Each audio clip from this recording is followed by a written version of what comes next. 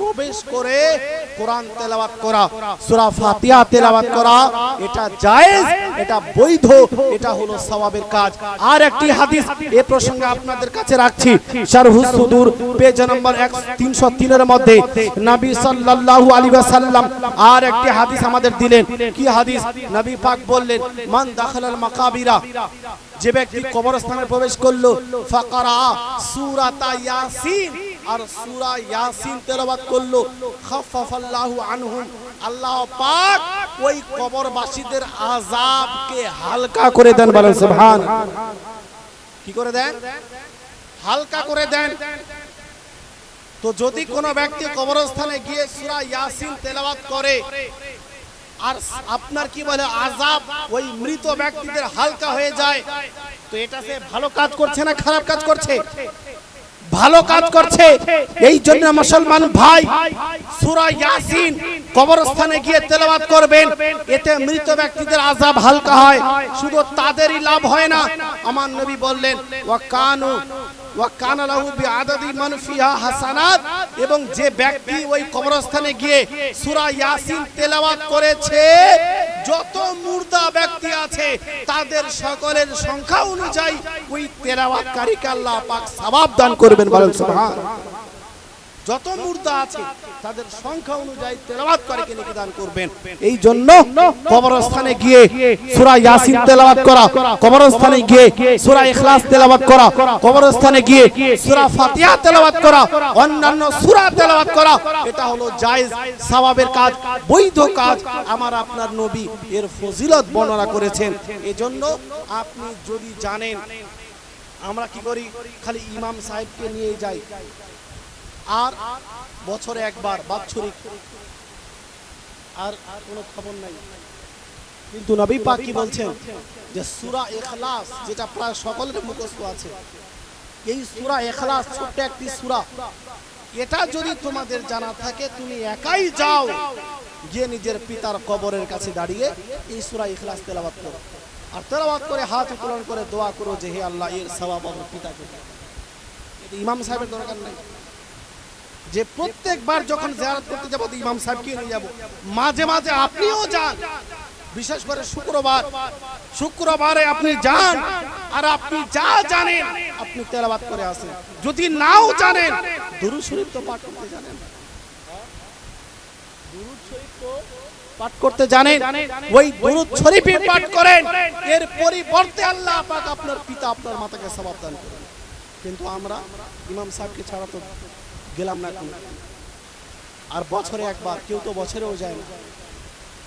পিতা মাতা কবরে চিনতে পারে নিজের সন্তানদের, শুধু সন্তানদের না, যখন একজন মুসলমান কবরস্থানে যায়, যার জিয়ারত করতে যায়, যারা জিয়ারত করতে যায়, ওই মুর্দা ব্যক্তি সবাইকে চিনতে পারে। বলেন সুবহানাল্লাহ। মা মিন মাইয়িত, যখন কোন ব্যক্তি ইন্তেকাল করে, যে কোন মাইয়াত যখন জিয়ারত করতে যায়, কেউ কোন মুসলমান কবর জিয়ারত করতে যায়, তো নবী পাক বলেন ওই মুর্দা ব্যক্তি তাকে চিনতে পারে। বলেন সুবহানাল্লাহ। ওয়া ইউরাদু আলাইহিস সালাম, এবং যখন তাকে সালাম করা হয়, সে সালামের উত্তর তাদেরকে দিয়ে দেয়। বলেন সুবহানাল্লাহ।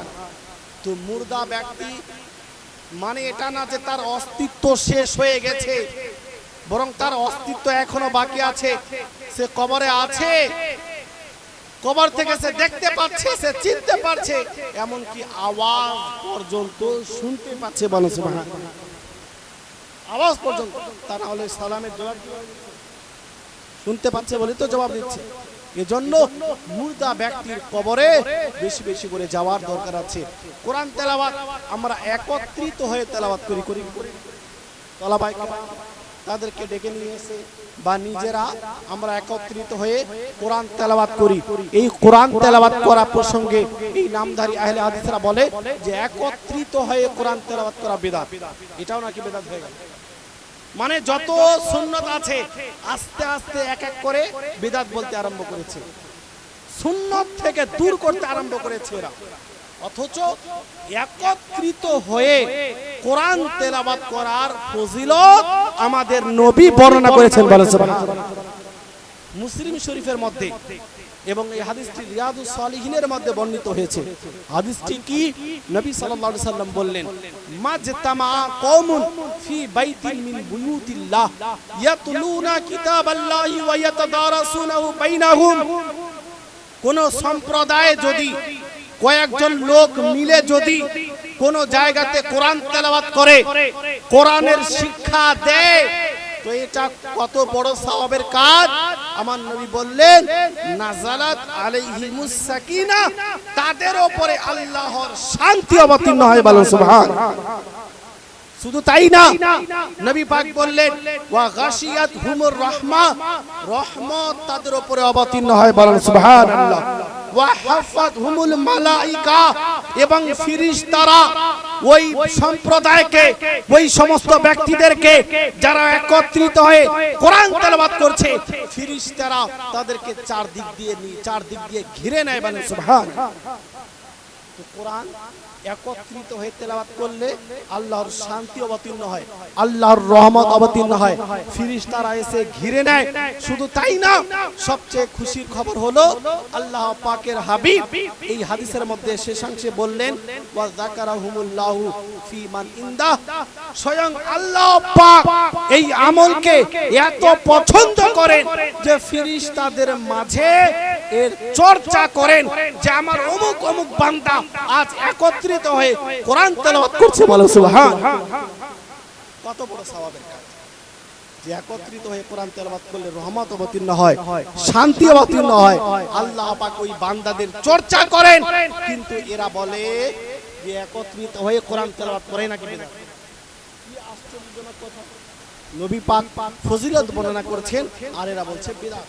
এজন্য ভাই সাবধান, আপনারা আমরা যে এই নেক কাজগুলো করি এর পিছনে কোরআন এবং হাদিসের অকাট্য দলিল অবশ্যই রয়েছে। এজন্য এই কাজগুলো বেশি বেশি করে আমাদের করণীয়। পিতামাতা চলে যাওয়ার পরে একবার দুরূদ শরীফ পাঠ করেন, আল্লাহুম্মা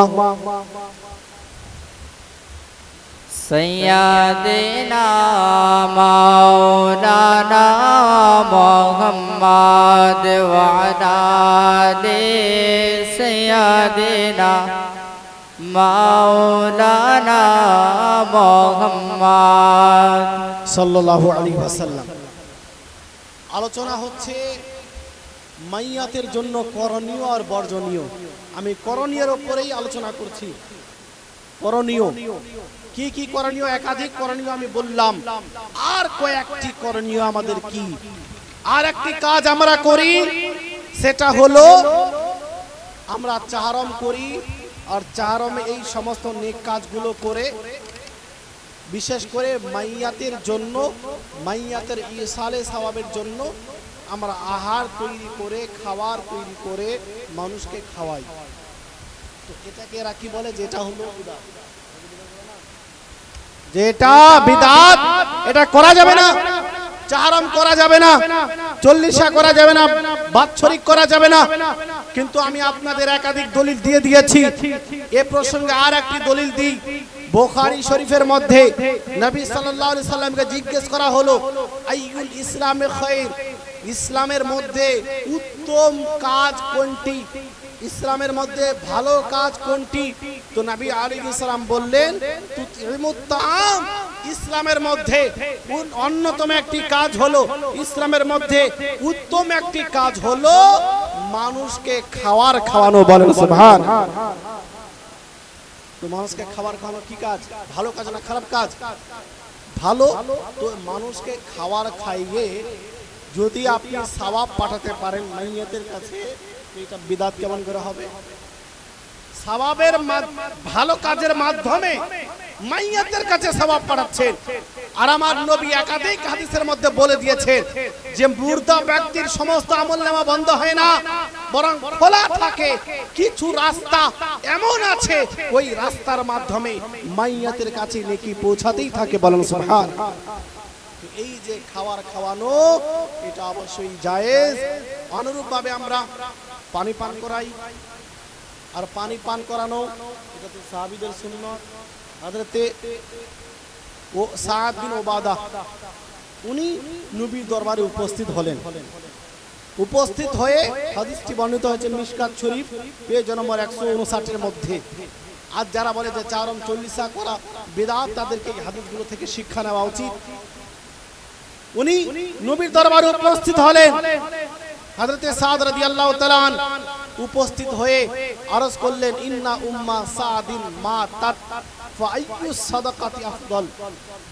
হযরতে সাদ উপস্থিত হয়ে আরজ করলেন, ইয়া রাসূলুল্লাহ, আমার মা ইন্তেকাল করেছেন, তো আমার মায়ের জন্য কোনটি সাদকা উত্তম হবে, কোন কাজ করলে ভালো হবে? আমার আপনার নবী বললেন যে আল মা, পানির ব্যবস্থা করে দাও, মানুষকে পানি পান করাও। যদি মানুষকে পানি পান করাতে পারো, ওই পানির মাধ্যমে তোমার মা সওয়াব পাবে। বলো সুবহান। হযরতে সাদ কি করলেন? ফাহাফারা বীরান, উনি একটি কুয়া খনন করলেন। যেহেতু ওই যুগে পানির খুব অসুবিধা ছিল আর কুয়ার সিস্টেম ছিল, তো উনি একটি কুয়া খনন করলেন। আর কুয়া খনন করার পরে ওই কুয়াকে সামনে রেখে বললেন, হাদিহি লি উম্মে সাদ, এই কুয়াটি হচ্ছে আমার মায়ের নামে, আমার মায়ের নামে এই কুয়াকে হাদিয়া করলাম, সাদকা করে দিলাম। কিয়ামত অবধি যত লোক এই কুয়া থেকে পানি পান করবে, তত দিন ধরে তাদের সকলের সওয়াব আমার মা যেন কবরে পেতেই থাকে। বলো সুবহানাল্লাহ। তো পানি পান করিয়ে সওয়াব পাওয়া যায়, যেটাকে মানুষ খুব সহজ মনে করে। পানি পান করে দিয়ে আবার গ্লাস পানি, হ্যাঁ? আপনি যদি বলেন যে আমাকে খাবার খাইয়ে দেন, তো অনেক আছে যে খাওয়াবে না, কিন্তু যদি বলেন পানি পান করান, দেখি অস্বীকার করবে? তো পানি, এই পানির মাধ্যমে সওয়াব পৌঁছে যাচ্ছে মাইয়াতের কাছে, আহারের মাধ্যমে মাইয়াতের কাছে সওয়াব পৌঁছায়। তো এ কথা বলা যে চারম চল্লিশা করা বিদআত, এটা হলো নিজের মূর্খতা প্রকাশ করার সমতুল্য। নিজের মূর্খতা প্রকাশ করা, যে একটি নেক কাজ করে মাইয়াতের জন্য, সেটা আবার বিদআত কেমন করে হয়ে যায়। এর জন্য আমরা যে চারম চল্লিশা করি, এটা অবশ্যই শরীয়ত সম্মত, কিন্তু আমাদেরকে সঠিকভাবে করতে হবে। কয়েকটি বিষয় যেগুলো বর্জনীয়, কিছু ধারণা, সেগুলো আমি এর সঙ্গে আলোচনা করছি। এটা মনে রাখবেন যে চারম যে আমরা করি, তো এটা চতুর্থ দিনেই করতে হবে এমন কোনো কথা শরীয়তের মধ্যে নেই। আপনি চতুর্থ দিনে করতে পারেন, ওই দিনে করতে পারেন, জায়েজ আছে, কিন্তু ওই দিনেই করতে হবে। অন্য দিনে করলে সওয়াব কম পাবেন, এরকম ধারণা রাখা চলবে না। যে আমি যদি পঞ্চম দিনে করি, ষষ্ঠ দিনে করি, সপ্তম দিনে করি, তো করতে পারবো না। অনেকে ওটাকে জরুরি মনে করে যে ওই দিনেই করতে হবে, ওই দিনে করলে বেশি সওয়াব পাওয়া যাবে। হুজুর আলা হযরত রাদিয়াল্লাহু তাআলা আনকে ফাতাওয়া রাসূলের মধ্যে জিজ্ঞেস করা হলো, 6তম খণ্ডের মধ্যে, যেটা রেজা একাডেমি মুম্বাই থেকে প্রকাশিত হয়েছে। জিজ্ঞেস করা হলো যে যদি কোনো ব্যক্তি ওই চতুর্থ দিনেই জরুরি মনে করে এবং এই ধারণা রাখে যে এই চতুর্থ দিনে করলে বেশি নেকি পাওয়া যাবে আর অন্য দিনে করলে কম নেকি পাওয়া যাবে, এই ধারণাটি কিরূপ? তো হুজুর আলা হযরত রাদিয়াল্লাহু তাআলা স্পষ্ট ভাষায় ফতোয়া প্রদান করেছেন যে যদি কোনো ব্যক্তি এই ধারণা রাখে যে ওই দিন করলে বেশি নেকি পাওয়া যাবে, অন্য দিন করলে কম নেকি পাওয়া যাবে, তো ये गलत अकीदा है। এটা হলো गलत अकीदा, ভুল ধারণা। বরং আপনি নিজের সুবিধা অনুযায়ী পঞ্চম দিনেও করতে পারেন, ষষ্ঠ দিনেও করতে পারেন। এটা একটা প্রথা আমাদের তৈরি করা যে চতুর্দিনে আমরা করি, আপনি করুন, কিন্তু ওই দিনেই করতে হবে এমন কথা না। আপনি নিজের সুবিধা অনুযায়ী অন্য দিনেও করতে পারেন। এতে গন্ডগোল কি হয়, অনেক সময় মানুষের কাছে টাকা থাকে না, হঠাৎ 2-3 দিন পরে ইন্তেকাল হয়েছে, হঠাৎ টাকা নেই। তো অনেক লোককে দেখেছি যে সে সুদের উপরে টাকা নিয়ে, হ্যাঁ, ধার পায় না, মনে করছে যে না করলে মানুষ কি বলবে, করতে পারলো না, সুদের উপরে ধার নিয়ে অনেক লোক আছে এরকম, কি যদিও বা কয়েকজন কিন্তু আছে। তো তো এই যে একটি মুস্তাহাব কাজ করতে গিয়ে ওই হারাম কাজ করে বসে, হ্যাঁ, হারাম করা কি মুস্তাহাব কাজ, এটা ওয়াজিব ফরজ নয়, বাধ্যতামূলক নয়। ইসালে সওয়াব করতে পারেন, ভালো কাজ, সওয়াবের কাজ মুস্তাহাব, কিন্তু এই মুস্তাহাব কাজ করতে গিয়ে আপনি তো হারাম কাজে লিপ্ত হয়ে গেলেন। এটা তো এরকমই যে 10 টাকা ইনকাম করতে গিয়ে 100 টাকা ক্ষতি করে দিলেন। 10 টাকা ইনকাম করতে গিয়ে 100 টাকা ক্ষতি, তো এটা এরকমই। এই জন্য যদি আপনার অসুবিধা হচ্ছে, হাতে টাকা নেই, তো ওই দিনেই আপনাকে করতে হবে, এমন কোনো কথা শরীয়তের মধ্যে নেই। আপনার যেদিন সুবিধা, 15 দিনে যদি আপনার সুবিধা হয় আপনি 15 দিনেই করেন, এতে কোনো রকমের কোনো অসুবিধা নেই, কোনো রকমের কোনো নেকি আপনি কম পাবেন না। কিন্তু অনেকেই ওই দিনকেই বাধ্যতামূলক মনে করে যে এই দিনেই আমাকে করতে হবে, যেমন যেমন। এই ধারণাগুলি সঠিক নয়। যদি আপনার কাছে হাতে টাকা আছে আপনি ওই দিনে করেন, অসুবিধা নাই, কিন্তু ওই দিনকে বাধ্যতামূলক মনে করা যাবে না। অনুরূপভাবে আমরা এই চাহরম চল্লিশা করি, কিন্তু আজকাল তো এটাকে বিয়ের মতো আমরা পরিণত করে ফেলেছি, বিবাহের নাই, যে জমজমাট একদম হয়ে যায়। মানুষ নতুন পোশাক পরে মনে হচ্ছে যে বিয়েতে এসেছে, ভালো মতো খাওয়ার ব্যবস্থা, যদিও বা তার নিয়ত যদি সঠিক থাকে এটাকে নাজায়েজ বলা যাবে না। তার নিয়ত যদি ইসালে সওয়াব হয় তো এটা নাজায়েজ না। কিন্তু এই যে বড় বড় প্যান্ডেল আর জাঁকজমক, একদম উল্লাসের সঙ্গে, হাসি খুশির সঙ্গে এই যে একটা সিস্টেম চালু হয়ে গেছে, এই রকম করা থেকে বিরত থাকা উচিত। সাদা সিম্পল ভাবে, আর যত পারেন গরিব মিসকিন ফকিরদেরকে ইনভাইট করেন, তাদেরকে আপনি আহ্বান করেন, তাদেরকে নিয়ে আসেন। তা না করে নিজের বংশকে নিয়েই খালি আপনার কি বলে লাখ লাখ টাকা খরচ করে আমরা এগুলো করি, খুব বড় বড় বিয়ের মতো জাঁকজমট করে, এরকম করা থেকে বিরত থাকা উচিত। আর এতে যদি নিয়ত আপনার গন্ডগোল হয়ে যায় তো আপনি 50 কেন 5 লাখ টাকা, যদি 50,000 টাকা কেন 5 লাখ টাকা যদি ব্যয় করে দেন, কোনো নেকি পাবেন না। নিয়ত যদি আপনার গন্ডগোল হয়ে যায় কোনো সওয়াব পাবেন না। নিয়ত সর্বদা সঠিক রাখতে হবে। আমাদের মধ্যে গন্ডগোল কি হয়, অনেক লোককে কথা বলতে শোনা যায়, বাবা এত টাকা ছেড়ে গেছে, এত সম্পত্তি ছেড়ে গেছে, যদি ভালো করে না করি তো লোকে কি বলবে, বলে কি বলে না, বলে যদি ভালো করে না করি তো লোকে কি বলবে। তার মানে আপনি লোক যেন না বলে, এই জন্য আপনি এত বড় অনুষ্ঠান করছেন, এই জন্য আপনি চাহরম চল্লিশা করছেন, এই জন্য বাৎসরিক করছেন, যে লোকে কি বলবে এ থেকে তো আপনি প্রকাশ করে দিলেন আপনার নিয়ত, যে আপনার নিয়ত আল্লাহকে রাজি করা না, আপনার নিয়ত ইসালে সওয়াব না, আপনার নিয়ত হলো মানুষ যেন আপনাকে কিছু না বলতে পারে, যে পিতার জন্য কিছু করলো না। তো এই যে নিয়ত গন্ডগোল আপনার হয়ে গেল, যে লোকে না বলতে পারে কিছু, লোক যেন প্রশংসা করে যে এত টাকা খরচ করে দিল, 4-5টা গরু নিয়ে এসে এত বড় করে করলো, দই মিষ্টি ইত্যাদি এত ভালো করে করলো, এই যে প্রশংসা, এই নিয়ত যদি আপনার হয়ে যায়, কোন রকমের নেকি আপনি তো পাবেন না, বরং পাল্টে আপনি গুনাহগার। কেন? রিয়া হয়ে গেল, এখানে লোক দেখানো হয়ে গেল, আর এটাকে শিরকে আসগার বলা হয়েছে। শিরকে আসগার, ছোট শিরক, গুনাহে কবিরা।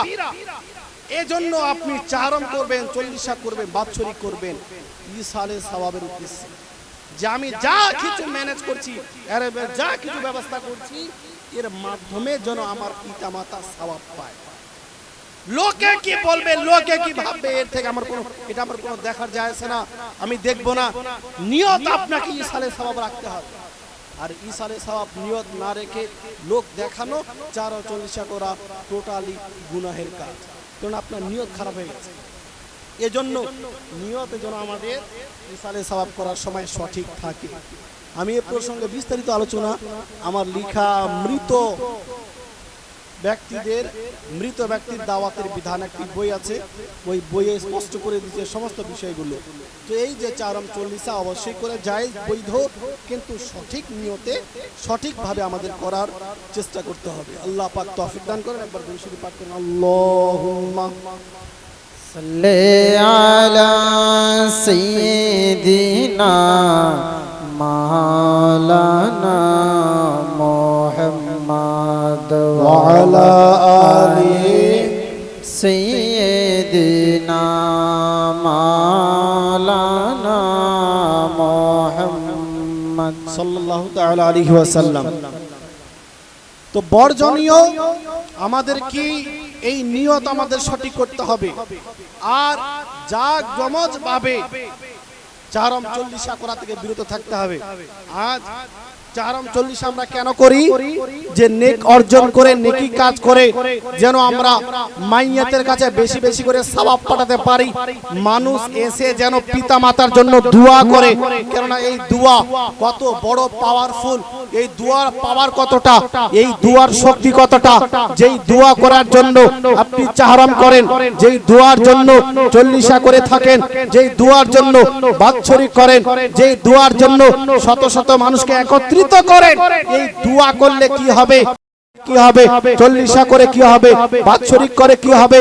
আরে ভাই কি হবে? হাদিস তো পড়ো, তারপরে বুঝতে পারবে যে একত্রিত হয়ে দোয়া করলে ওই দোয়ার কি লাভ হয়।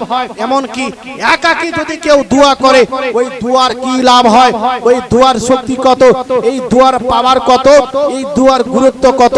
এই প্রসঙ্গে আমাদের আপনাদের নবী সাল্লাল্লাহু আলাইহি ওয়াসাল্লাম মিশকাত শরীফ হাদিস নাম্বার পেজ নাম্বার 202 এর মধ্যে একটি হাদিস আমাদের দিয়েছেন। হাদিসটি কি? নবী সাল্লাল্লাহু আলাইহি ওয়াসাল্লাম বলেন, মাল মাইয়িতু ফিল কবরি ইল্লা কাল গরীক আল মুতাগাফিসি ইয়ান্তাজিরু দাওয়া। প্রত্যেক গুনাহগার ব্যক্তি কবরের মধ্যে ডুবন্ত অবস্থায় থাকে। যেমন একজন ব্যক্তি পুকুরে ডুবে যাচ্ছে, একজন ব্যক্তি নদীতে ডুবে যাচ্ছে, সে সাঁতার কাটতে জানে না, চিৎকার করে যে আমাকে বাঁচাও, আমাকে বাঁচাও, যদি আমাকে না বাঁচাও আমি ডুবে যাব। অনুরূপ ভাবে একজন গুনাহগার মুসলমান যে নামাজ পড়েনি, রোজা রাখেনি, হজ করেনি, যাকাত ওয়াজিব হওয়ার পরেও যাকাত দেয়নি, গুনাহগার হয়ে ওই কবরের মধ্যে গেছে, সে চিৎকার করছে আমাকে বাঁচাও, আমাকে বাঁচাও। তার প্রয়োজন কি? সে চিৎকার করছে যে আমার জন্য দোয়া করো, ইয়ান্তাজিরু দাওয়া, সে দোয়ার অপেক্ষা করছে, দোয়া করছে। বিশেষ করে কাদের জন্য অপেক্ষা করে, কাদের জন্য অপেক্ষায় থাকে? আমার আপনার নবী বললেন, মিন আবিন আও উম্মিন আও আখিন আও সাদিক।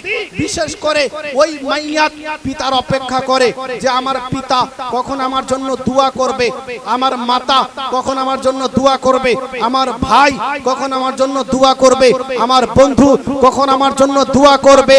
এদের অপেক্ষা করে মাইয়াত কবরের মধ্যে এই দোয়া, যেই দোয়ার বিরোধিতা আজ এরা করছে। নামাজের পরে দোয়া করা যাবে না, দাফনের পরে দোয়া করা যাবে না, জানাজার পরে দোয়া করা যাবে না, অথচ আমার নবী বলছেন যে এই দোয়া যেমন তেমন বিষয় না, এটা এমন একটি ইবাদত, এমন একটি সৎ কাজ যে এই সৎ কাজের অপেক্ষা মৃত ব্যক্তি করে। বলো সুবহানাল্লাহ। মৃত ব্যক্তি অপেক্ষা করছে। এবার নবী আলাইহিস সালাম বললেন, ফাইদা লাইকাতহু কানা হাবা ইলাইহি মিনাদ দুনিয়া ওয়া মা ফিহা। যখন বাপ ছেলের জন্য দোয়া করে, মা ছেলের জন্য দোয়া করে, ভাই ভাইয়ের জন্য দোয়া করে, বন্ধু বন্ধুর জন্য দোয়া করে, আমার নবী বললেন, ইন্নাল্লাহ তাআলা লা ইউদখিলু আলা আহলিল কুবুরি মিন দুআই আহলিল আরদি আমসালাল জিবাল। এটা এত বড় পুণ্যের কাজ। যখন পিতা সন্তানের জন্য দোয়া করে, সন্তান পিতার জন্য দোয়া করে, ভাই ভাইয়ের জন্য দোয়া করে, বন্ধু বন্ধুর জন্য দোয়া করে, এই দুয়ার বরকতে, এই দুয়ার পরিবর্তে আল্লাহ পাক ওই মৃত ব্যক্তির কবরে পাহাড়ের সমতুল্য রহমত অবতীর্ণ করেন। বলেন সুবহানাল্লাহ। পাহাড়ের সমতুল্য রহমত অবতীর্ণ করেন। ছোট মোটো ব্যাপার না। এবার আমার নবী বললেন, ইন্না হাদিয়াতাল আহয়াই ইলাল আমওয়াতি আল ইস্তিগফারু লাহুম। আজ আমরা জীবিত থাকা অবস্থায় একে অপরকে তোহফা দিই, গিফট দিই, উপহার দিই, দিই কি না? বন্ধু বন্ধুকে উপহার দেয়, সন্তান পিতাকে উপহার দেয়, মাকে উপহার দেয়, বোনকে উপহার দেয়, কিন্তু প্রশ্ন হলো ইন্তেকালের পরে উপহার দেওয়া যাবে কিনা? পিতাকে উপহার দিতে পারবেন কিনা? আর বন্ধুকে উপহার দিতে পারবেন কিনা? যদি দিতে পারেন তো কি? তো আমার নবী বললেন, ইন্না হাদিয়াতাল আহয়াই ইলাল আমওয়াতি আল ইস্তিগফারু লাহুম। জীবিত ব্যক্তিদের তরফ থেকে মৃত ব্যক্তিদের জন্য তোহফা হলো, উপহার হলো ইস্তেগফার তথা দোয়া। বলেন সুবহানাল্লাহ। এই যে দোয়া আপনি করছেন, এটাই হলো উপহার, এটাই হলো তোহফা, এটাই হলো গিফট। এজন্য এই তোহফা আমাদের সকলকে নিজের নিজের আত্মীয় স্বজনদের কাছে পাঠাতে হবে। নবী আলাইহিস সালাম বলেন, যখন একজন মুসলমান অপর মুসলমান ভাইয়ের জন্য দোয়া করে, তখন একজন ফেরেশতা ওই দোয়াকে নিয়ে যায় কবরের কাছে এবং গিয়ে বলে, ইয়া সাহিবুল কবরি আল গরীব, হে গরীব। কারণ সে এখন গরীব, যতই বড় ধনী হোক না কেন, হ্যাঁ, যতই কোটি কোটি টাকার প্রপার্টিসে দুনিয়াতে রেখে যাক না কেন, এখন সে গরীব। কারণ তার কাছে নেকি নেই, টাকা ছিল দুনিয়াতে, নেকি নেই, এজন্য তাকে গরীব বলা হচ্ছে। যে এবার তুমি গরীব, তুমি ধনী আর গরীব দুনিয়াতে দেখতে, এবার তুমি নিজেকে দেখো তোমার কি অবস্থা। গরীব আসলে সেই যার কাছে নেকি কম। আমরা তো এটাই মনে করি যার কাছে যত বেশি টাকা সে তত ধনী, কিন্তু বাস্তবে যদি আপনি দেখেন তো গরীব সেই ব্যক্তি যে ব্যক্তি গুনাহগার, যার নেকি কম, সেই ব্যক্তি বাস্তবে গরীব। তো ফেরেশতা কবরের কাছে গিয়ে বলে, এই গরীব ব্যক্তি, ইয়া সাহিবাল কবরি আল গরীব, হাদিহি হাদিয়াতুল লাক, এই দোয়া এটা হলো তোমার জন্য তোহফা। মিন আখিন লাকা আলাইকা শাফিক, ওই তোমার ভাই তোমার উপরে কৃপা করেছে, তোমার জন্য এই হাদিয়া পাঠিয়েছে। বলেন কি পাঠিয়েছে? হাদিয়া পাঠিয়েছে। তো দোয়া হলো কি? হাদিয়া। তো আপনাকে চাহরমের দাওয়াত দেওয়া হয়েছে, 40-এর দাওয়াত দেওয়া হয়েছে, আর আমরা করি কি? দোয়া করবে ওই ইমাম সাহেব আর তলাবায়ে কেরাম আর বাড়ির লোকেরা আর ওই শালা আর বহনু আর অমুক আর তমুক ফুপা ফুপি কিছু লোক আছে, ওরা খালি আসবে খাওয়া। ঠিক বলছি না? কত লোক আছে ওরা মনে করে যেটা বিয়ে, মনে হচ্ছে যেমন বিয়েতে মানুষ যখন ইচ্ছা যায় খেয়ে চলে আসে, এরকম ভাবে মানুষ চাহরম 40 সাথে উপস্থিত হয়। ওকে দাওয়াত দেওয়ার উদ্দেশ্য হলো দোয়া করা, নাকি নাকি এমনিতে খাওয়ার জন্য দাওয়াত দিয়েছে? এমনিতে তো ভাই অন্য সময় এসে খেয়ে যায়। আজ চাহরম 40-এর দিনে দাওয়াত দেওয়ার মূল উদ্দেশ্য হলো যেন দোয়ায় উপস্থিত হয়। যে আল্লাহ পাক কার দোয়া কবুল করবেন করবেন না এটা জানা নেই, এই জন্য যত বেশি লোক দোয়াতে অংশগ্রহণ করবে মাইয়াতের লাভ হবে, নেকি বেশি পাওয়া যাবে। কিন্তু ওই ব্যক্তি আসছে খাওয়ার জন্য, বিকেলে রাত্রে, এদিকে দোয়া হয়ে গেছে জোহরের নামাজের পরেই, কোনো খবরই নেই। এই যে আমাদের অবস্থা, যে দোয়ার জন্য দাওয়াত দেওয়া হয়েছে, শুধু খাবার জন্য দাওয়াত দেওয়া হয়নি। খাওয়ালেও নেকি পাওয়া যাবে এমনটা না, কিন্তু মূল উদ্দেশ্য হলো দোয়া। আপনি দোয়াতে অংশগ্রহণ করতে পারলেন না, এত ব্যস্ত মানুষ আপনি। একজন ব্যক্তি দুনিয়া ছেড়ে চলে গেছে, তার জন্য চাহরমের আয়োজন করা হয়েছে, 40-এর আয়োজন করা হয়েছে, কিন্তু আপনি এত বিজি যে আপনি খাওয়ার টাইম পাচ্ছেন কিন্তু দোয়ার টাইম পাচ্ছেন। হ্যাঁ, এতই যদি আপনি ব্যস্ত ছিলেন তো খাওয়ার টাইম কিভাবে পেলেন? এজন্য মুসলিম ভাই আমাদের একটু ভাবা উচিত যে আপনি যদি কারোর জন্য দোয়া না করেন তো আপনার জন্য কে দোয়া করবে? আপনি যদি নিজেকে এত ব্যস্ত মনে করেন তো আপনার জন্য কি সবাই বসে আছে নাকি দোয়া করার জন্য? আপনি যখন দুনিয়া ছেড়ে চলে যাবেন, হ্যাঁ, মানুষ লোক দেখেও মাটি দিতে যায়। কিছু লোক আছে ওই কারো মাটি দিতেই যাবে না, কারো জানাজার নামাজই পড়তে যাবে না। তো মানুষও বলে যে এই লোকটি জানাজার নামাজও পড়তো না, কাউকে দাফনও করতে যেত না, যাবো না। অনেক লোক বলে দেয়, কারণ আমাদের অনেক সময় মানুষ আরো এরকম কাজ করে, তো মানুষ তার কাজে আসে না। কেন? এই যে আপনি কারোর জন্য করবেন না তো আপনার জন্য কে করবে?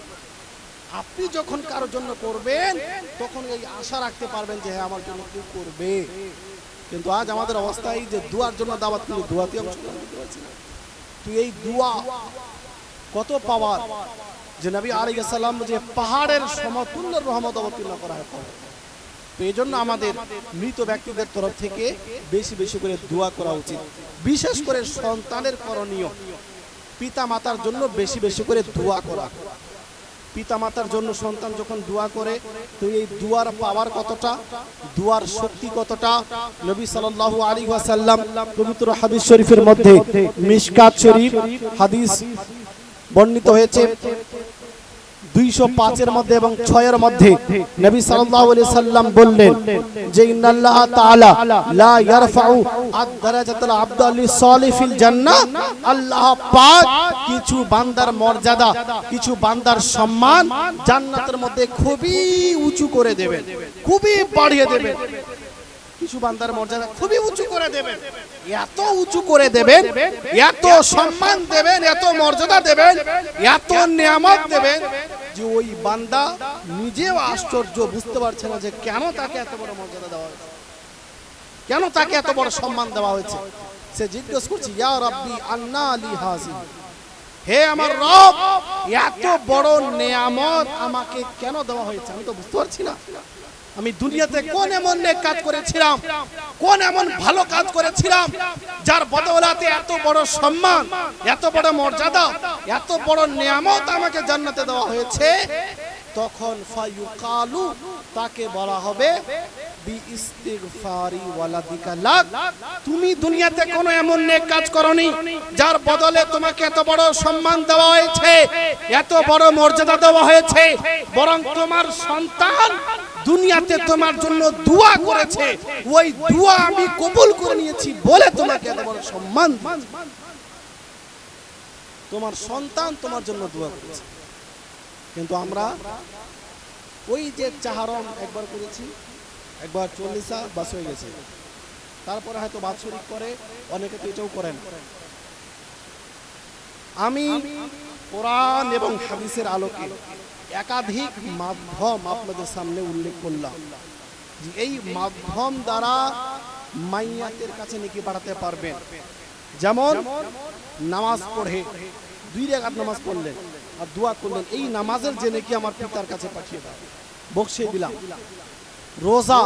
রোজা রাখেন, যদি টাকা পয়সা আছে তো নফল হজ করেন, সাদকা করেন, কোরআন তেলাওয়াত করেন, কবরস্থানে গিয়ে সূরা ইখলাস আপনার যা মুখস্থ আছে আপনি তেলাওয়াত করেন। এই কাজগুলি করতে, 2 রাকাত নামাজ পড়তে, রোজা রাখতে, কোরআন তেলাওয়াত করতে টাকা লাগে, হ্যাঁ? কিন্তু আমরা কয়জন লোক এগুলো করি? আমরা মনে করলাম যে চাহারম করে দিলাম, দায়িত্ব শেষ, 40 করে দিলাম, দায়িত্ব শেষ। কিন্তু এমনটা না। নবী সাল্লাল্লাহু আলাইহি সাল্লাম তো নির্দেশ দিয়েছেন যে তোমরা প্রত্যেক জুমার দিনে কমপক্ষে যাও নিজের পিতামাতার কবর জিয়ারত করতে। মান যারা কবর ওয়ালিদাইহি ইয়াউমাল জুমআতি কুতিবা বিররা, যে ব্যক্তি শুক্রবারে নিজের পিতামাতার কবর জিয়ারত করতে গেল, আল্লাহ পাক ওই বান্দাকে নেককার হিসেবে গ্রহণ করে নেন। বলেন সুবহানাল্লাহ, নেককার হিসেবে গ্রহণ করে নেন। কিন্তু আমরা ইমাম সাহেব ছাড়া জীবনে কবর জিয়ারত করতে গেলাম না। ইমাম সাহেব যেদিন যাবে ওই দিনে আমরা যাব। আপনার পিতা মারা গেছে না, ইমাম সাহেবের পিতা তো মারা যায়নি। আপনার দায়িত্ব না যে আপনি যাবেন, আপনি যা জানেন। ইমাম সাহেব তো বছরে আপনি যেদিন বলবেন সেদিন যাবে, কিন্তু এটা আপনার দায়িত্ব যে আপনি মাঝে মাঝে কবর জিয়ারত করতে যান, দেখা করতে যান। এটা না যে মারা গেল অস্তিত্ব শেষ হয়ে গেল, এমনটা না। বরং সে এখনো বুঝতে পারছে। বরং অপর হাদিসের মধ্যে এসেছে যে ইন্না আরওয়াহাল মুমিনিনা, মুমিনদের যে রূহ, ওই রূহ প্রত্যেক বৃহস্পতিবারে নিজ নিজ বাড়িতে আসে। বলেন সুবহানাল্লাহ। ইয়াকুমুনা, তারা দাঁড়িয়ে যায় কোথায়? গেটের মধ্যে। গেটে দাঁড়িয়ে আওয়াজ দেয়, ইয়া আহলি, ইয়া আওলাদি, ইয়া আকরাবাই, হে আমার স্ত্রী, হে আমার সন্তান, উতফু আলাইনা বিসাদকা, সাদকার মাধ্যমে আমার সাহায্য করো। কিসের মাধ্যমে? সাদকার মাধ্যমে। এজন্য মাঝে মাঝে বরং প্রত্যেক সপ্তাহে আপনি যা পারেন 10 টাকা 5 টাকা হলেও পিতামাতার নামে সাদকা করেন। আপনি যে জুমাতে যাচ্ছেন ওই জুমাতে গিয়ে 10-5 টাকা অবশ্যই দান করেন, কারণ এখন এই দানই আপনার পিতামাতার কাজে আসবে। কোটি টাকা রেখে গেলে ওই কোটি টাকা আপনার পিতামাতার কাজে আসছে না। ওই 10 টাকা যা আপনি দান করছেন, ওই 100 টাকা, ওই 500 টাকা, এটাই এখন আপনার পিতার কাজে আসছে। আর সে অপেক্ষা করছে, এসে আওয়াজ দিচ্ছে দরজায়, রূহ এসে আওয়াজ দেয়, উঠু আলাইনা বিসাদকা, সাদকার মাধ্যমে আমার সাহায্য করো, ওয়াযকুরনা, এবং আমার আলোচনা করো, আমার জিকির করো, আমার কথা বলো, যে আমি তোমাদের সঙ্গে কেমন ব্যবহার করতাম, কেমন আচার আচরণ করতাম, আমাকে নিয়ে আলোচনা করো। ওয়ালা তানসুনা, আমাকে টোটালি ভুলে যেও না, যে মারা গেছি তো টোটালি আমাকে ভুলেই গেছে এমনটা যেন না হয়। আমাকে নিয়ে মাঝে মাঝে আলোচনা করো। আর আলোচনা করতে হবে তো কি, এটা না যে সে খুব বিড়ি খেত, হ্যাঁ মদ খেত, যদি কোনো কুঅভ্যাস তার মধ্যে ছিল তো ওই কুঅভ্যাস নিয়ে আলোচনা করা যাবে না। নবী আলাইহিস সালাম বলেন যে ইন্তেকালের পরে তার যে ভালো আচার আচরণ ছিল, ভালো ব্যবহারগুলি ছিল, ওই ভালো ব্যবহারগুলি নিয়ে আলোচনা করো। কুকর্ম খারাপ ব্যবহার যদি তার মধ্যে ছিল সেগুলো নিয়ে আলোচনা করবে না। বিড়ি খাওয়া যদিও বা নাজায়েজ না, কিন্তু বেঁচে থাকা ভালো, শরীরের পক্ষে ক্ষতিকারক, বেঁচে থাকা উচিত। এজন্য মুসলিম ভাই বলতে চাই যে আমাদের দায়িত্ব মাঝে মাঝে কবরে জিয়ারত করা আর কোরআন তেলাওয়াত করা। চাহারম চল্লিশা করে দিয়ে এই দায়িত্ব শেষ হয় না, বরং একজন সন্তানের দায়িত্বে এই সমস্ত করণীয় থাকে। আরেকটি হাদিস আপনাদের সামনে রাখছি। নবী সাল্লাল্লাহু আলাইহি ওয়াসাল্লামের দরবারে একজন সাহাবী উপস্থিত হলেন এবং উপস্থিত হয়ে জিজ্ঞেস করলেন, ইয়া রাসূলুল্লাহ, পিতামাতার ইন্তেকালের পরে সন্তানের উপরে কোনো দায়িত্ব থাকে কি? তো নবী আলাইহিস সালাম বললেন, নাম, হ্যাঁ, সন্তানের উপরে বিশেষ করে 4টি দায়িত্ব থাকে। কয়টি দায়িত্ব? 4টি দায়িত্ব। ইনশাআল্লাহ সময় শেষের দিকে প্রায় শেষ করে দিব। এই একটি হাদিস শুনে নিন আপনারা। তো নবী আলাইহিস সালাম বললেন বিশেষ কয়েকটি দায়িত্ব, তার মধ্যে 4টি দায়িত্ব। প্রথমত কি? নবী আলাইহিস সালাম বললেন, আল ইস্তিগফারু লাহুমা। পিতামাতা যখন ইন্তেকাল করবে তো সন্তানের প্রথম দায়িত্ব হলো জানাজার নামাজ আদায় করা। কেননা গ্রামের লোক, আত্মীয় স্বজন, অন্যান্য লোকেরা জানাজার নামাজ আদায় করবে, এই বিষয়টি আলাদা। কিন্তু যখন তার নিজের সন্তান তার জানাজার নামাজে উপস্থিত হবে, এতে আল্লাহ পাক বেশি সন্তুষ্ট হয়, বলেন সুবহানাল্লাহ। কিন্তু আমাদের অবস্থা কি? আমরা তো এটাও জানি না যে জানাজার নামাজ কিভাবে পড়বে। নিয়তটাও যদি না বলে তো আমরা শুরু করে দেবো ওখানে। ইমাম সাহেব নিয়তটা কেন বললো না? তো নিয়তটা মুখস্থ করার দায়িত্ব আপনার নাকি ইমাম সাহেবের? নিয়তটা আপনার দায়িত্ব। পিতা মারা গেছে, জানাজার নামাজ পড়াতে তো পারবো না, উচিত ছিল যেন পড়ানোর যোগ্যতা আমার মধ্যে থাকে। উচিত কি ছিল? যেন যোগ্যতা আমার মধ্যে থাকে যে আমি আমার পিতার জানাজার নামাজ পড়াতে পারি। আগে কি হতো? আগে এইভাবে নির্দিষ্ট ইমাম রাখা হতো না। বর্তমানে যে আপনাদের গ্রামে ইমাম সাহেব আছে, হয়তো মুর্শিদাবাদের, দক্ষিণ দিনাজপুরের, উত্তর দিনাজপুরের, আগে এরকম ছিল না। কেন? প্রায় সবাই নামাজ পড়ানোর যোগ্যতা রাখত। সাহাবায়ে কেরামদের মধ্যে, তাবেঈনদের মধ্যে প্রায় সকলেই কম বেশি নামাজ পড়ানোর যোগ্যতা রাখতো। এই জন্য নির্দিষ্ট ইমাম রাখতে হতো না। আর আপনি বলছেন ইমামের বেতন এত, যখন আপনি নিজের যোগ্যতা রাখেন না তো বেতন দিবেন না? আপনি যখন নিজে মিস্ত্রি না, তো মিস্ত্রিকে তো 500 টাকা 700 টাকা বেতন দিতেই হবে নাকি? আশ্চর্য বিষয় যে আজ অবস্থা যা আমাদের ইমামদের আমরা বানিয়ে রেখেছি। নিজে 15 থেকে 20 হাজার টাকা ইনকাম করি, তবুও পরে যে সংসার চালাতে অসুবিধা হচ্ছে, অথচ ওই লোকটাই 20 টাকা মাসে দেয়। তাকে যদি বলা হয় যে 50 টাকা দেন না, বলছে অনেক বেশি। আমাদের সমাজের অবস্থা, যাদের আমরা ইমাম বলি, যাদের পিছনে আমরা মাথা নত করি আল্লাহর জন্য, যার ইক্তেদা করি, যাকে মাধ্যম বানাই আল্লাহর দরবারে ওই নামাজকে পৌঁছে দেওয়ার জন্য, মাধ্যম বানিয়েছি কাকে? ইমামকে, যে এই ইমামের মাধ্যমে যেন আল্লাহ আমার নামাজ কবুল করে, অথচ ওই ইমামের গীবত করি আমরা, চাই ওই ইমামের বিরুদ্ধে বলি আমরা যেখানে সেখানে। তো ইমামের যে দায়িত্ব ছিল ইমাম পালন করছেন, কিন্তু মুক্তাদি হয়ে ইমামের সম্মান করতে শিখলাম না। বলছিলাম এই যে যখন ছিল না এই রকম নির্দিষ্ট ইমাম, প্রায় সকলেই যোগ্যতা রাখতো। আজ ওই সময় নেই, আজ ওই যোগ্যতা আমাদের মধ্যে নেই। তো ইমাম নির্দিষ্ট রাখতে হবে, আর যখন একজন নির্দিষ্ট ইমাম রাখবো তো তার সংসার আছে, তাকে যুগ অনুযায়ী বেতন দিতে হবে, তা না হলে গন্ডগোল তো হবেই। যেখানে নামাজে আপনার এদিক ওদিক আপনার ভাববে, নামাজের মধ্যে এদিক ওদিক সংসার নিয়ে চিন্তা আসতেই পারে মানুষের, তো গন্ডগোল হবে। এর জন্য কমপক্ষে এটা আপনার দায়িত্ব যে ইমামের বেতন যেন ঠিক। খুবই আশ্চর্যের বিষয়, যা এই যুগেও 3, 4, 5 হাজার টাকা বেতন একজন ইমাম সাহেবের। বেতন বাড়াতে বললে অনেক টাকা, ইমাম সাহেবের বেতনে বরকত আছে। তো আপনি 20,000 টাকা যেটা ইনকাম করেন ইমাম সাহেবকে দিয়ে দেন, 5,000 টাকা নিয়ে নেন। এতই যদি বরকত আছে, অবশ্যই বরকত আছে, তার মানে এটা না যে অত্যাচার। এটা অত্যাচার। বর্তমান যুগে 3-4 হাজার টাকা বেতন দেওয়া মানে অত্যাচার করা।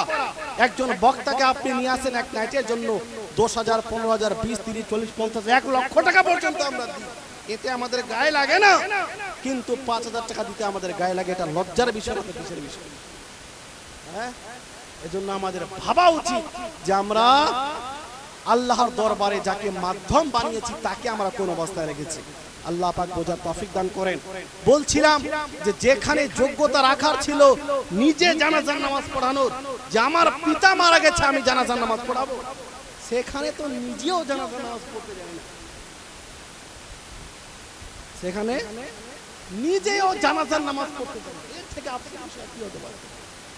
নবী পাক বললেন যে সর্বপ্রথম কর্তব্য পিতামাতার জানাজার নামাজ পড়বে, কিন্তু আমরা জানাজার নিয়মটাও ভালো করে জানি না। জানাজার নামাজ কিভাবে পড়তে হয় ওটাও জানি না। কোন জায়গাতে কোন সূরা, কোন দোয়া পড়তে হবে ওটাও আমরা জানি না। কোন দোয়া পড়তে হবে ওটাও আমরা জানি না। ইসলাম থেকে যখন দূর হয়ে যায়, ইসলামের শিক্ষা থেকে যখন মানুষ দূর হয়ে যায়, তখন মুসলমানদের এই দুর্দশা হবে যা ভারতবর্ষে মুসলমানদের হচ্ছে, বা গোটা বিশ্বে মুসলমানদের যে অবস্থা। এর মূল কারণ আমরা নিজেকে পরিবর্তন করতে পারিনি। তো আমাদের উন্নতি কিভাবে হবে? আল্লাহ পাক আমাদের দোয়া কিভাবে কবুল করবেন?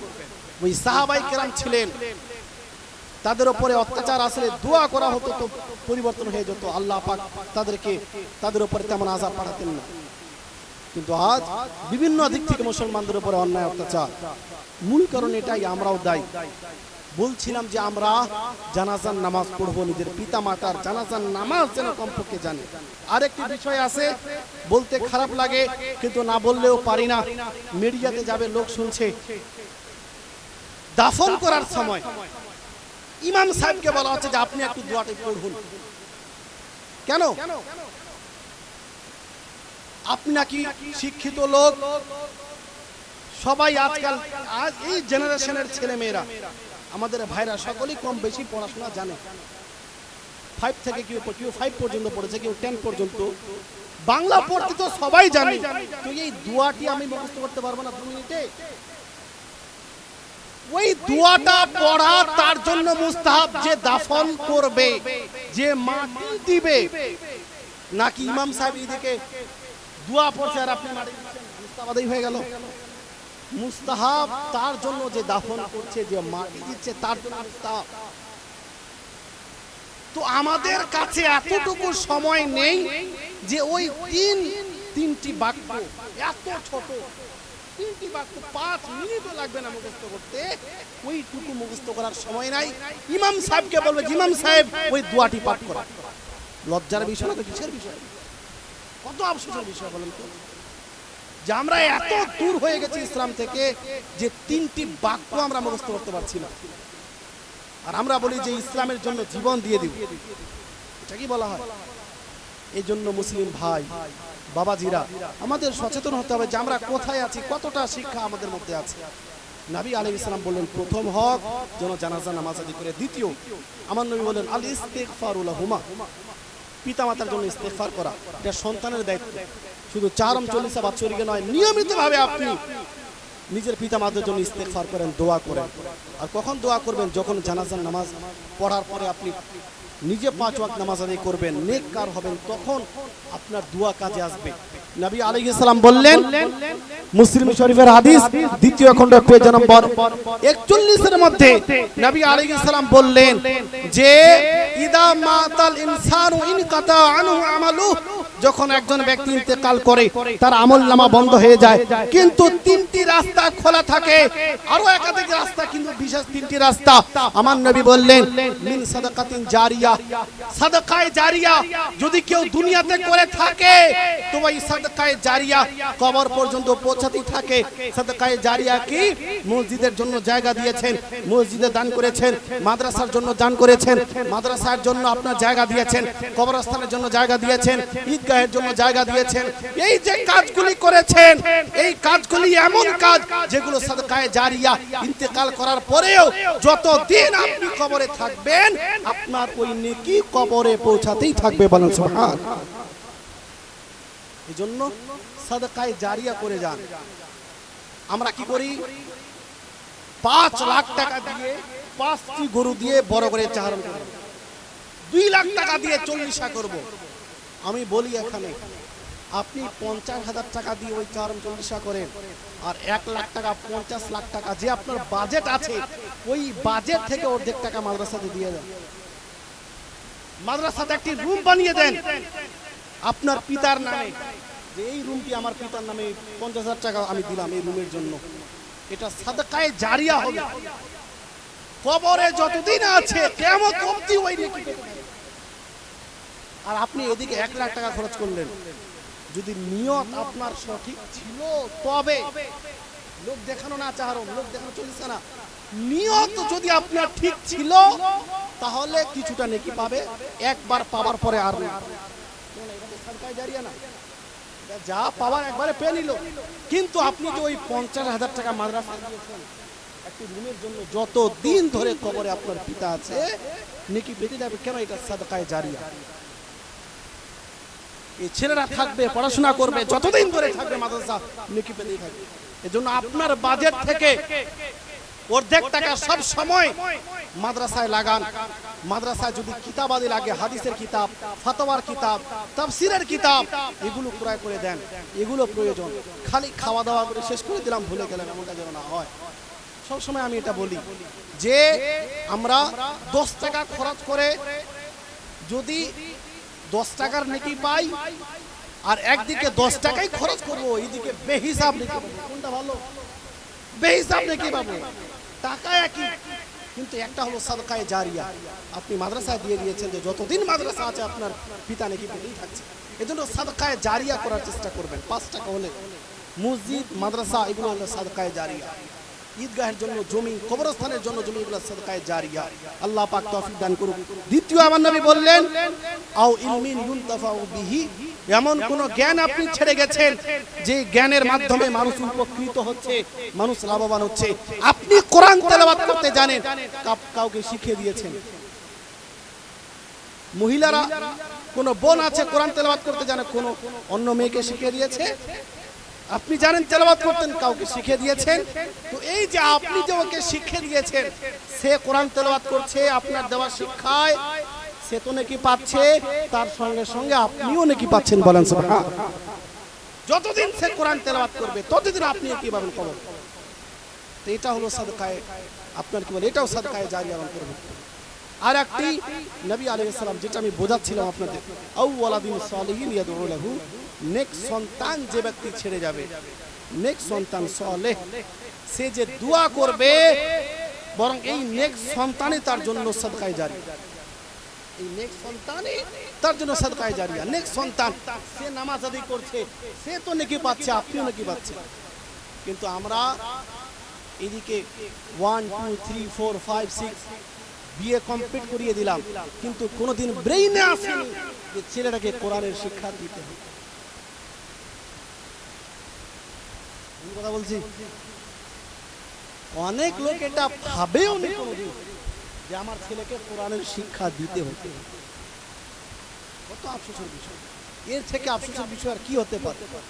যে যেটা আপনার কাজে আসবে ইন্তেকালের পরে, ওটা নিয়ে আপনি কোনোদিন ভাবেননি।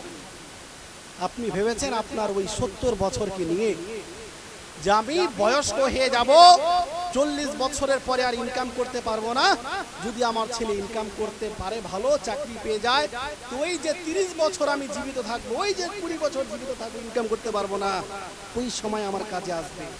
আপনি এটা কোনোদিন ভাবেননি যে আমি যে হাজার হাজার বছর ধরে কবরে থাকবো, ওই সময় যেন আমার ছেলে, কোনোদিন ভাবেন। আসল ভবিষ্যৎ তো কবর। আসল ভবিষ্যৎ এটা না যেটা আপনি ভাবছেন যে বয়স্ক হয়ে যাব। কতদিন আপনি থাকবেন দুনিয়াতে? 50, 60, 70, 80, 90, 100? কতদিন আপনার ভবিষ্যৎ? আমরা যেই ভবিষ্যৎকে নিয়ে ব্যস্ত আছি, বাস্তবে এটা ভবিষ্যৎ না। বাস্তবে এটা ভবিষ্যৎই না। বাস্তব ভবিষ্যৎ হলো কবর। মনে করুন, হাজার হাজার বছর ধরে যারা দুনিয়া ছেড়ে বিদায় নিয়েছে, তারা যদি গুনাহগার, তাদের অবস্থা কবরে কি হচ্ছে? তাদের জন্য কেউ নেকি পাঠানোর মতো লোক নেই। তার বংশ শেষ হয়ে গেছে। কেউ কোরআন তেলাওয়াত করতে জানে না, কেউ নামাজ পড়ে না, হাজার হাজার লোকের রয়েছে। বংশের মধ্যে কেউ তার জন্য নেকি পাঠায় না তার কবরে। তার অবস্থা কবরে কি হচ্ছে ভেবেছে? এটা তার ভবিষ্যৎ। হাজার বছর ধরে আমরাও কবরে গিয়ে থাকবো। যদি নেককার না হতে পারি, কবরে আমাদের শাস্তি দেওয়া হবে। ওই সময়ে যে আমাদের ছেলেরা, আমাদের আত্মীয় স্বজনরা, আমাদের বংশধররা বিভিন্ন নেক কাজের মাধ্যমে সওয়াব পাঠাবে, এটাই হবে আমাদের আসল ভবিষ্যৎ। এটা নিয়ে আমাদের চিন্তিত হওয়া উচিত। কিন্তু আমরা এটা নিয়ে ভাবিনি কোনোদিন। আমরা ভেবেছি 30 বছরের ভবিষ্যৎকে নিয়ে। আল্লাহ পাক তৌফিক দান করুন। আপনি আপনার ছেলেকে মাস্টার করান, ডাক্তার করান, ইঞ্জিনিয়ার করান, কোনো আপত্তি নেই। কিন্তু আপত্তি হলো আপনার ছেলে বিএ কমপ্লিট করেছে, কমপক্ষে মাধ্যমিক পাস করেছে, 8 পাস করেছে, 4 পাস করেছে, কিন্তু কোরআন কেন তেলাওয়াত করেন? এখানে আপনি কোনো কোরআন তেলাওয়াত করতে জানেন না। এখানে আপত্তি এখানে না যে আপনি মাস্টার করাবেন। অবশ্যই মাস্টার করান, প্রয়োজন আছে। যদি আমরা পার্থিব শিক্ষা অর্জন না করি, তো আমরা নিজের হক পর্যন্ত নিতে পারবো না। ভারতবর্ষ অবস্থা কি দেখছেন? এজন্য ভালো ভালো জায়গাতে উপস্থিত হতে হবে, যেতে হবে আমাদেরকে। এতে আপত্তি নেই। আপত্তি হলো যে আপনার মাস্টার ছেলে, আপনার ডাক্তার ছেলে কোরআন তেলাওয়াত করতে কেন জানেন না। আল্লাহ পাক আমাদের সকলকে এই সমস্ত বিষয়কে মনে রাখার, এর উপরে সঠিকভাবে আমল করার তৌফিক দান করেন।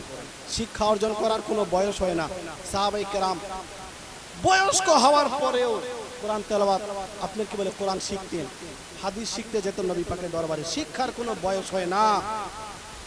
হ্যাঁ, কিন্তু আজকাল তো অন্য জায়গাতে এই বাক্যটিকে ব্যবহার করা হচ্ছে। হ্যাঁ, শিক্ষার কোনো বয়স হয় না, শিক্ষা অর্জনের কোনো বয়স হয় না। এজন্য আপনি যতদূর পারেন শিক্ষা অর্জন করার চেষ্টা করেন। আর তৃতীয় হক, প্রথম হক বলছিলাম জানাজার নামাজ আদায় করা, দ্বিতীয় হক ইস্তেগফার করা পিতামাতার জন্য, তৃতীয় হক আমার নবী বললেন ইকরামু সাদিকিহিমা। লাস্ট হাদিস নবী পাক বললেন যে পিতামাতার যে আত্মীয় স্বজন, বন্ধু বান্ধব, তাদের সঙ্গে সুসম্পর্ক রাখা। পিতা চলে গেছে, মাতা চলে গেছে, তাদের যে বন্ধু বান্ধব আছে, পিতার যারা বন্ধু, তাদের সঙ্গে সাক্ষাৎ করে সালাম করা, ভালো মন্দ জিজ্ঞেস করা, যেন এটা না ভাবে যে আমার বন্ধু চলে গেছে, তার সন্তান আমাকে ভুলে গেছে।